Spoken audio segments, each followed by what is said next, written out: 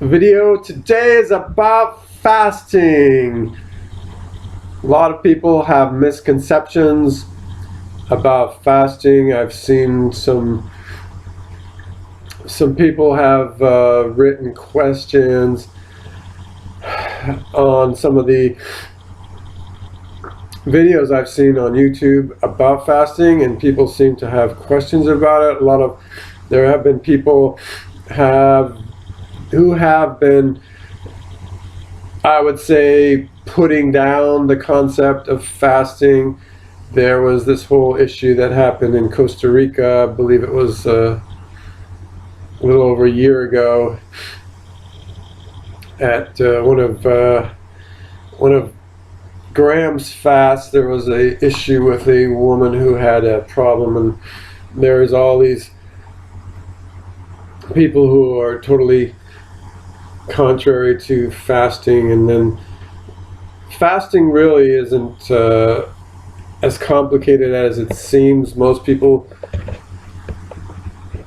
in the world have never fasted in their lives. Occasionally maybe somebody was too busy to grab the hamburger and milkshake and they missed the meal, and that's as much fasting as the average person has ever done. But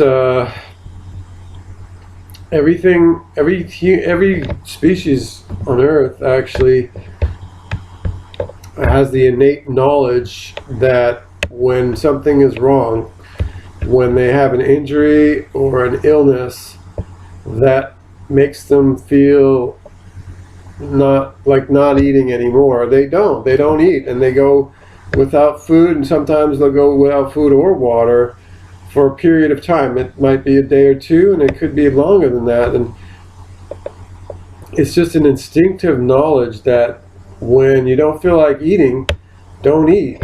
Humans are just the opposite. When humans are sick, they have all these things: feed a fever, starve a cold. It's just ridiculous, because humans have no clue. They lost touch with their instincts, and we don't have any instincts for eating or drinking or what to eat, what to drink, because everything is artificial. We're born into a building. We're born in a hospital. Most people are born in a hospital. I mean, that's ridiculous. There's no such thing as a hospital in the world, in nature, before humans built them.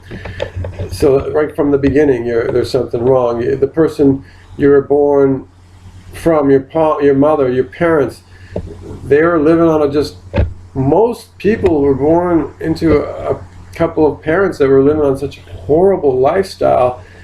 They probably used all kinds of pharmaceutical drugs, and they ate all kinds of horrible things. They probably smoked, used alcohol.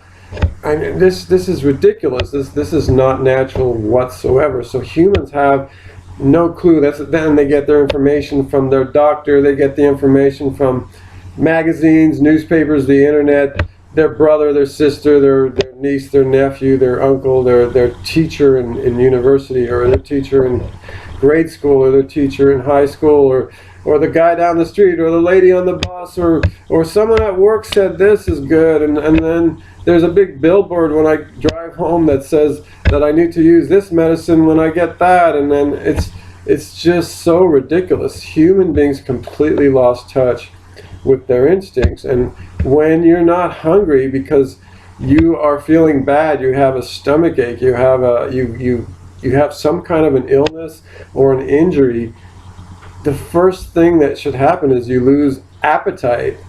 But because we have all these ridiculous stimuli, we go against that instinct and we go ahead and eat, even though we lose appetite. And why is fasting good for when we don't feel well? Because the things that use the most energy in our body, our bodies are just like any other machine. You put fuel in it, or you give it, like an electric machine, you give it electricity, and it'll work. When it's working fine, and it has the electricity and it has the fuel, and you turn it on and it's oiled and it's greased and it's calibrated correctly, it's going to work just fine the way it was intended to. But if something is wrong, something changes, the fuel isn't right, the electricity isn't right, the calibration isn't right, it's not oiled, or something is wrong, and you turn it on, it's not going to work properly, or even worse, it might just completely get destroyed from turning it on. So anyways, in a living person or a mammal or whatever, the bodily function that uses the most energy are digestion and keeping your brain, when you're awake, keeping your brain functional. Those are the two highest consumptions of energy in the body. And we can't really turn off our brains. We can go to sleep and that'll reduce the amount of energy the brain uses, but your brain will still use energy when you're asleep. Slightly less, but not down to zero. But we can reduce the amount of energy that our digestive system uses when there's nothing there for it to digest. And that's the whole idea. That is the reason why every species except humans will fast when they are injured or sick on this planet, because their digestive system is a huge, greedy monster when it comes to energy consumption. So if you stop consuming energy, stop using the energy that you have stored in our bodies. We have energy stored in our bodies in various different ways. Glycogen in the muscles and fat cells, and there's energy floating around in our bloodstream. It's called blood sugar, and there's many other different sources of energy in our body, and that energy is going to get consumed one way or another. If the body doesn't have to deal with digestion, then there's going to be a lot of extra energy left for it to do something to do with healing. It'll heal whatever it is. If you have an injury, if you have an illness or something, the healing can only happen when there's enough energy for your body to make it happen. And the only way to cut that energy down is to have a very low amount of energy being used for digestive reasons. And the lowest amount of digestive energy consumption is fasting, a total fast or a water fast. A lot of people think that having only juices, whatever kind of juices, carrot juice or green juices or red juices or grape juice or orange juice or fruit juices, it doesn't really matter. If you're consuming calories, it doesn't matter if it's juiced, it doesn't matter if it's pure sugar, it doesn't matter if it's pasteurized juice or store-bought juice, or if it's fresh squeezed juice, or if it's juiced celery or juiced greens or whatever. If you're eating calories, your body is digesting something and you're using energy in digestion. So a lot of people don't realize that fasting is not drinking juices. That's not fasting. That's a juice feast, or you can call it a juice diet, or you're dieting on juices, or you're being a liquidarian or something else. It's not fasting. A lot of people think that's called fasting. I'm juice fasting. No, that's an oxymoron. You can't be having juice and you're fasting. You're not fasting. You're not fasting at all.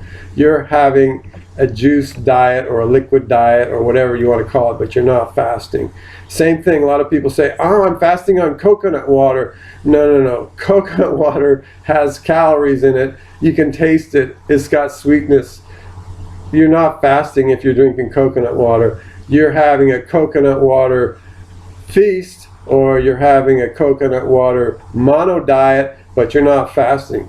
The only fasting when you're actually resting your digestive system is when you're fasting and drinking nothing but water. You should get a clean source of water. You should make sure that water is purified, make sure that the water is distilled or some kind of very good quality water when you do fast.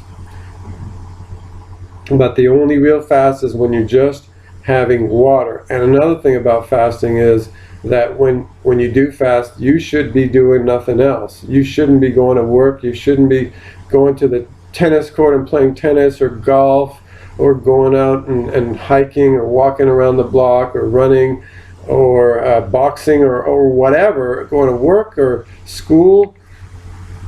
No. That's not the right thing to do. Any animal on the planet that fasts is not going to go about its daily routine. It's not going to go out looking for food or hunting or scavenging or whatever. It's going to try to stay do as little activities as possible, and it's going to try to stay in one place.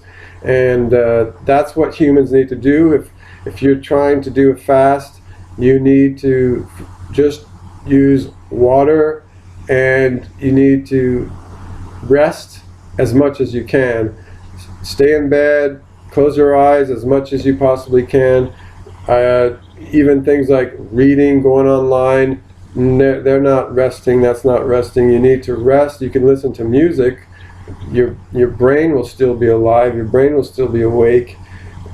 But nothing else. You really shouldn't do even light housework. You shouldn't do, you need to get up to go to the toilet. Definitely do that. You need to get up to drink some water. You shouldn't drink water while you're lying in bed. You should sit up at least to drink the water. But definitely that's all you should be doing if you're really doing a fast. And fasting should only be done by people who are familiar with what it entails. If you fast for just a few hours or a day, that's no big deal. Just do whatever you want. That's fine. A lot of people you can even probably dry fast for a day, as long as it's not really hot in the area that you're in. But the best way to fast is to drink water, at least as much water as you can feel thirsty for, and then just a little bit more than that is what I suggest. Like 1 to 2, maybe 3 days fasting on your own, even if you've never done it before, is probably not a big deal. When you come off the fast, you probably could just go back to eating. Your body will not have a problem. After just 2-3 days, you probably won't have any problem.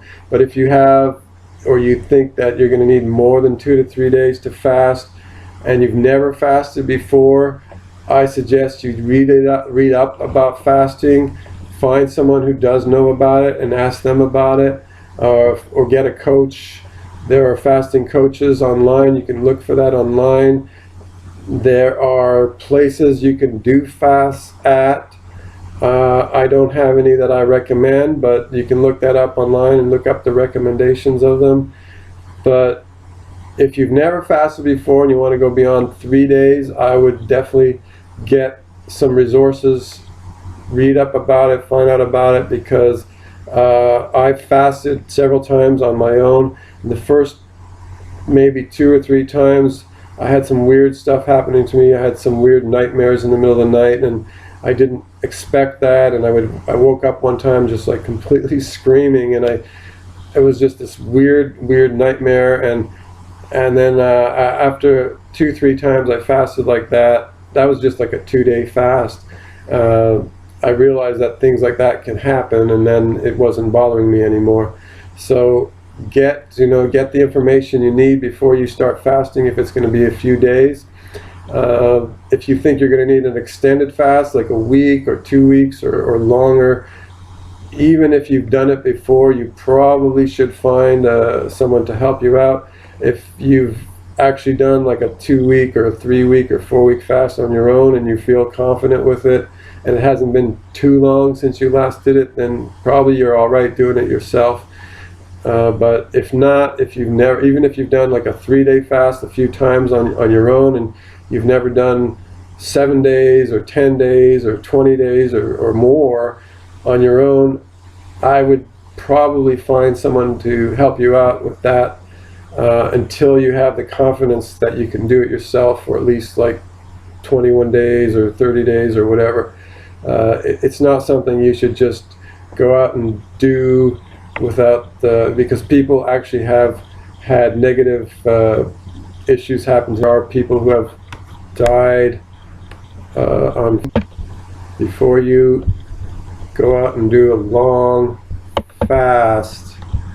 And that's all I have on fasting. Now let's see what happened to, there it is. Okay.